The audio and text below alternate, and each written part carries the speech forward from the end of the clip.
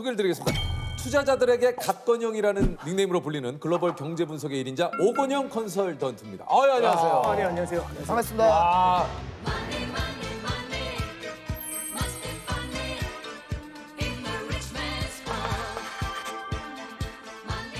사실은 그죠? 뭐 주식시장이 요즘에 뭐 좋진 않잖아요. 맞죠? 그렇죠. 네. 예. 조셉은 어떠세요? 뭐 어떤 부분에 대해서 말씀드릴까요? 아, 전체적으로 좀 안 좋은 것 같네요. 예, 저는 뭐 네. 현재 지금 그냥 번지 점프라고 봐주시면 돼요. 예. 그 번지 점프도 줄없이 뛰었다고 봐주시면 돼요. 뭔지 아시죠?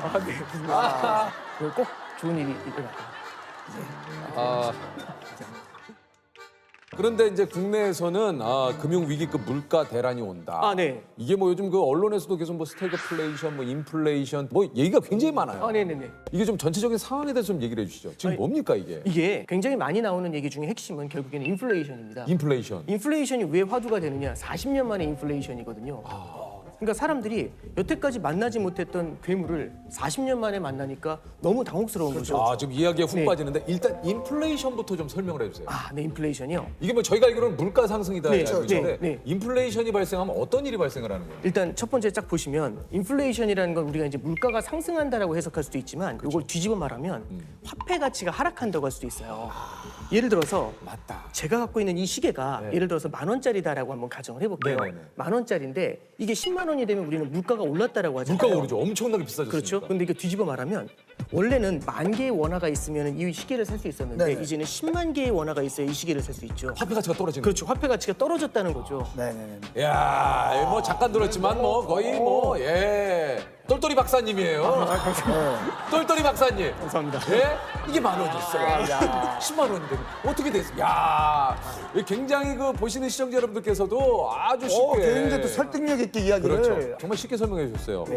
근데 이제 여기서 네. 이게 화폐 가치가 너무 빠르게 하락을 했을 때 나타나는 가장 큰 문제점 중에 하나가 이 인플레이션은 소리 없는 도둑이에요. 소리 없는 도둑. 예, 예를 들어서 제가 주머니에 현찰로 100만 원을 꽂고 다니면 네. 와 이거 많이 갖고 다니는 거잖아요. 그렇죠. 돈 많은 거잖아요. 많은 거죠. 근데 문제는 뭐냐면 인플레이션이 거대하게 찾아와가지고 과자 한 봉지가 100만 원이 되는 겁니다. 그러면 아무 말도 없었는데 제 100만 원의 가치가 확 떨어지 조각이 돼버리는 네. 거잖아요. 이게 뭐지? 이 느낌이 되는 거잖아요. 그래서 결국에는 현금을 버는 근로자들의 어떤 생활 환경 이런 것들이 굉장히 어려워질 수 있고요. 요즘 이거에 더불어서 스태그플레이션이라는 얘기가 나옵니다. 이게 이거는 뭡니까?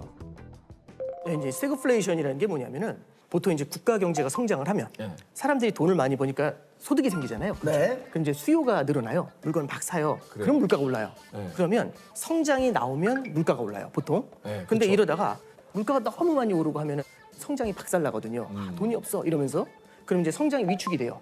그럼 소비가 줄어들고 수요가 줄어드니까 물가가 내려가겠죠. 예, 그렇죠. 그러면 우리가 짝을 지으면은 성장이 좋아지면 물가가 올라요. 그렇죠. 성장이 떨어지면 물가가 떨어져요. 네. 이렇게 페어가 딱 잡히는데 이게 지금 말씀하신 게 인플레이션이고 저게 그렇죠. 디플레이션이죠. 이게 인플레이션, 이게 디플레이션. 디플레이션. 그렇죠. 근데 네. 이게 이상하게 엇박자가 나면은 이런 일이 벌어져요. 성장이 둔화가 되는데 물가가 뛰어요.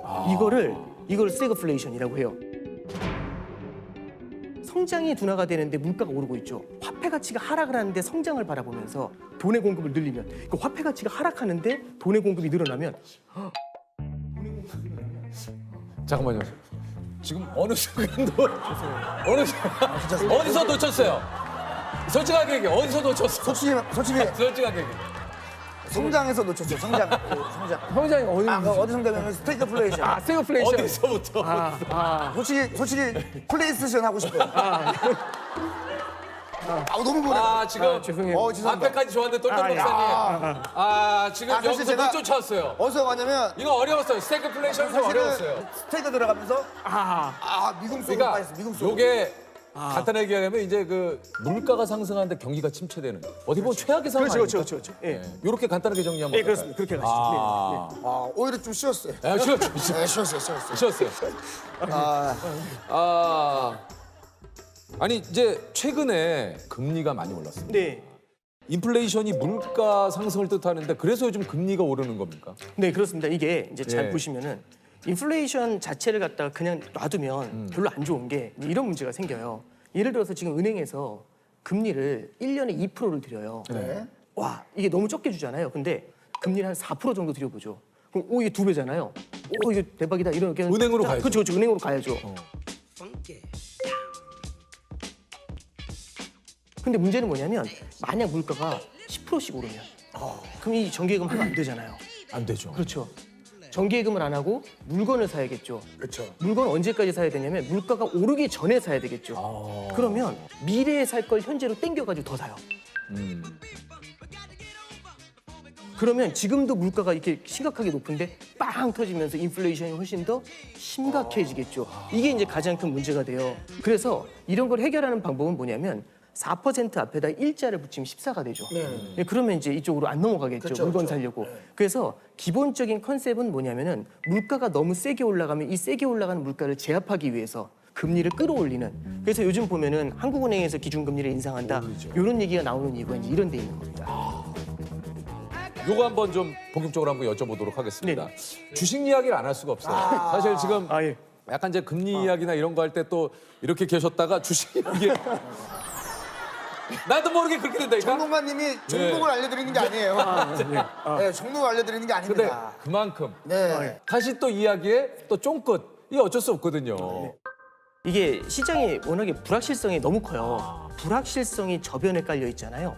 이렇게 됐었을 때는 추세적인 상승이나 이런 게 나타나기가 쉽지가 않아요. 최근 같은 경우가 참 답 없는 얘기들이 많이 나오는 이유 중에 하나가 첫 번째는 러시아 우크라이나 사태. 일단 예측이 안 되잖아요. 예측이 안 되죠. 얘네들이 산유국이고 그다음에 곡물을 수출하는 국가들이에요. 그러니까 여기서 전쟁이 터지니까 물가가 굉장히 많이 뛰잖아요. 그렇죠. 그게 아까 전에 말씀드린 것처럼 인플레이션을 자극을 하고 있는 겁니다. 인플레이션이 어떻게 될지 알 수가 없고 인플레이션을 잡기 위해서는 금리를 올려야 된다는 말씀드렸잖아요. 네. 금리가 어디까지 오를지가 알 수가 없어요. 그러니까 예측하지 못했었던 일들이 계속 일어나니까 시장이 계단식으로 하락을 하거든요. 그래서 이런 원인들 있죠. 안 좋은 불확실한 원인들 이런 것들을 모니터링을 하면서 조금은 기다려 보시는 게 지금은 좋을 것 같습니다. 네. 아, 참 진짜. 자 그렇다면 여기서 하나 더 의문점이 생깁니다. 자, 매수합니까? 아 제가 굉장히 꺼내. 굉장히 지금 들어가요, 지금. 지금 바로 갈 수 있어요. 지금 한 300만 원까지 살 수 있어요, 제가. 요즘 이제 투자하는 그 분들하고 이제 얘기를 하다 보면은 이제 이 질문이 제일 큰 것 같아요. 많아요. 이게 지금 이 질문이 제일 많은 것 같아요. 네. 근데 사실 이렇게 좀 불확실성이 높을 때는요. 지금 많이 떨어졌으니까 들어가야겠다 이런 걸 예단하는 건 좋지 않은 것 같아요. 주식시장도 굴곡이 있거든요. 지금은 살까 말까 이런 것들을 고민하는 것보다는 살아남을 수 있는 좋은 기업인지 튼튼한 기업인지 이걸 바라보면서 지금 자기가 갖고 있는 포트폴리오를 다시 한번 냉정하게 보는 게 중요한 것 같아요. 예전에 강방천 회장님이 그런 얘기를 했어요. 그 주식을 사놓고 수면제 먹고 10년 자라. 말씀의 의미는 이해가 되는 것 같아요. 예. 근데 이제 예를 들어서 상장 폐지가 되는 기업들도 있거든요. 그러니까 이제 자고 일어나는 상장 폐지도 있습니다. 그렇죠. 저는 그래서 이제 그게 꼭 10년이라는 시간을 딱 놓고 생각한다라기보다는 너무 샀다 팔았다 그렇죠. 이게 네, 굉장히 그렇죠. 어렵잖아요. 그러니까 그런 거 잘못해서 따라가다가 고점에 들어가서 저점에 나오고 고점에 들어가서 이렇게 되거든요. 왜 우리는 그럴까? 저점에 들어가서 고점에 나오는 게 아니고 고점에 들어가서 저점에 나올까? 그러니까 올라갈 때 산 순간 내려가잖아요. 예. 그래서 이제 너무 마켓 타이밍을 따라가는 것보다는 좋은 기업이라는 확신이 있다면 그걸 사고서 진짜 장맛이 날 때까지 기다려라. 그렇죠. 그런 컨셉에서 말씀하셨을 겁니다. 꼭 그거 참 이상하게 내가 사면 내려가고 내가 팔면 올라가고 왜 그런지 모르겠어요. 아, 그래서 좀 뭔가 좀 기다릴 필요가 있는 거잖아요. 네. 프로그램도 잘 되려면 어느 정도 좀 기간이 필요한데 바로 어떤 흥망성쇠를 원하면 그건 안 되는 거예요. 그렇죠. 예. 흥망선쇠를 원하면 다 거기 포함이 돼 있는 건데. 흥하고 망하고. 그러니까 이제 너무 흥하기만 해.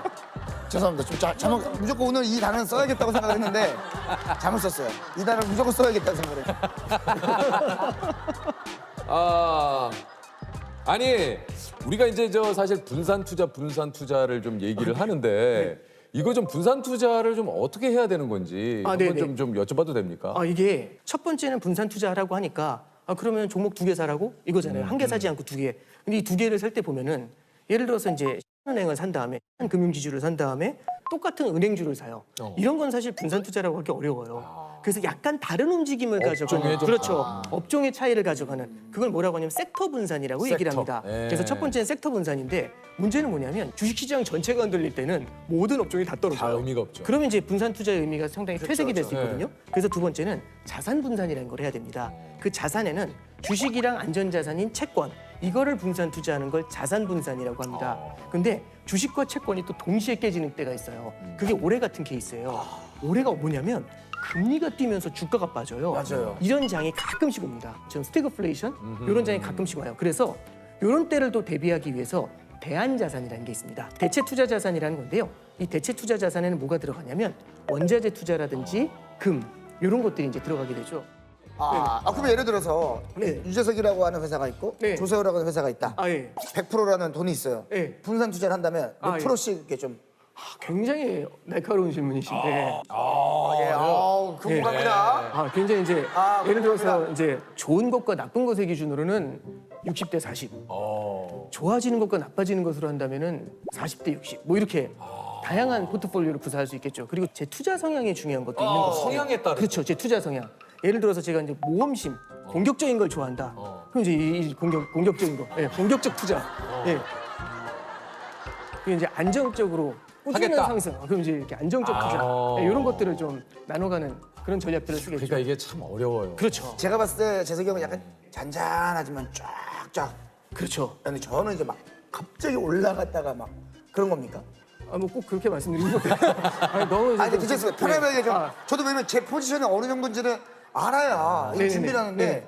제 생각엔 진짜 딱 이 느낌이 영원한 루키이자 한 번 터뜨릴 때 굉장히 크게 터뜨리시는 그런 스타일이신 것 하지만 같아요. 좀 위험이 있는.